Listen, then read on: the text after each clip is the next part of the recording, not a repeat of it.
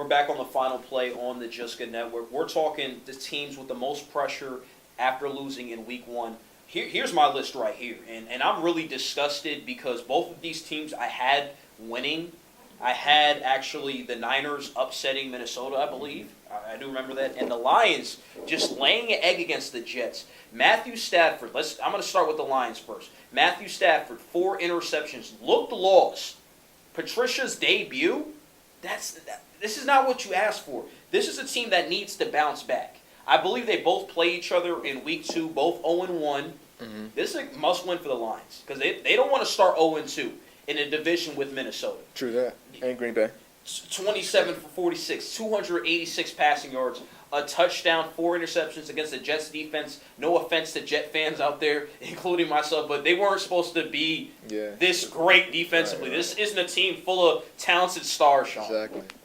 So, how do you feel about teams with the most pressure? Well, a couple of my teams that I feel like they should have some pressure. I'm going to, even though they didn't necessarily lose the game, but they didn't win the game. The Pittsburgh Steelers, you have 4 turnovers from Hall of Fame quarterback Big Ben, 3 interceptions, a fumble loss against the Cleveland Browns, and you tied the football game. Now, they should be fortunate that they tied the game because they really should have lost. But I had Pittsburgh losing that game, Sean. Yeah. Well, against Cleveland. Yeah.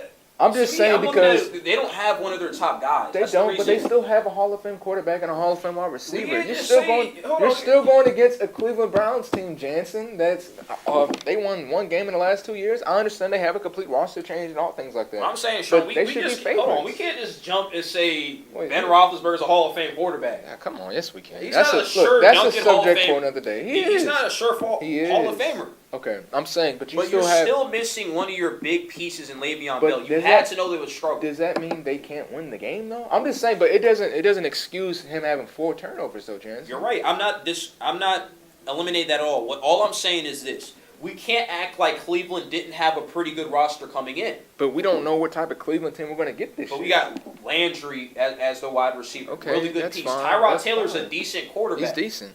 But with all those things, Carlos Hyde's their running back. The Cleveland Browns only had 1 turnover. Pittsburgh has 4, and they still couldn't win the game.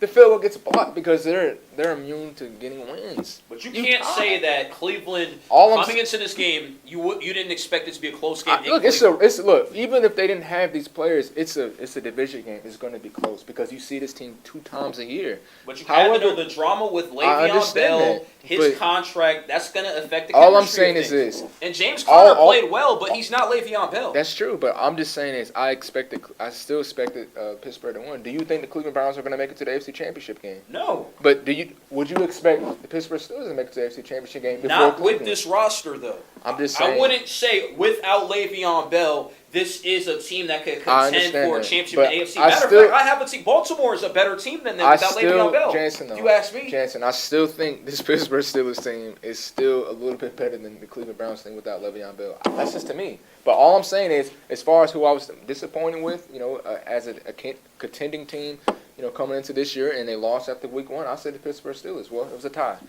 So my next team, I'm going to say the New Orleans Saints. 48 points to the Tampa Bay Buccaneers, to Ryan Fitzpatrick, who, you have experienced him being a quarterback on, your favorite team, the New York Jets. But 48 points. He looks a lot better than Jameis Winston, I might say. Yeah, 21 for 28, exactly. 4 touchdown passes. 4 touchdowns. He had 36 rushing yards and a rushing touchdown. Who had him on their fantasy team, for real, Exactly. Though? Because that's 5 TDs out of Fitzpatrick. But we can't act like he doesn't do this with Buffalo. Yeah. He started the season off really good. With the Jets, he starts off really good. I like the Harvard grade. I'm a big Fitzpatrick guy. He has the single-season record for touchdown passes for the Jets. He does. Which is pretty hilarious. So those are my 2 teams. But I'll say Pittsburgh, to have a tie, and for your experienced quarterback and Big Ben, a Hall of Fame worthy quarterback to me, to have 4 turnovers in that game. And also the New Orleans Saints to give up 48 points to a backup quarterback and lose the way they did. And this team had a top 10 defense last year. Let me say this about the Saints. Those are my 2 teams. Do you think they just underestimated Tampa Bay? They said Winston's out. This is a slam dunk at home. I don't think they should because it's a season. No, I'm saying, do you think that's what happened? No, I don't think that's what happened because usually when it's a season opener, you put all your off-season, focus and everything going into the first actual game. So they had all off-season. They had, coming into this game, we're facing the Buccaneers. They knew that Jameis Winston, they knew he wasn't going to be able to play the first game. He's going to be out however many weeks it was. So I just think, The Bucks just took advantage of it. They were just more hungry, and they got the win. They still scored 41 points, the Saints. So Pretty embarrassing point right here is 31 points in the first half they allowed. That can't happen against Despicable. anybody. That Yeah. can't happen against anybody, man. Not good.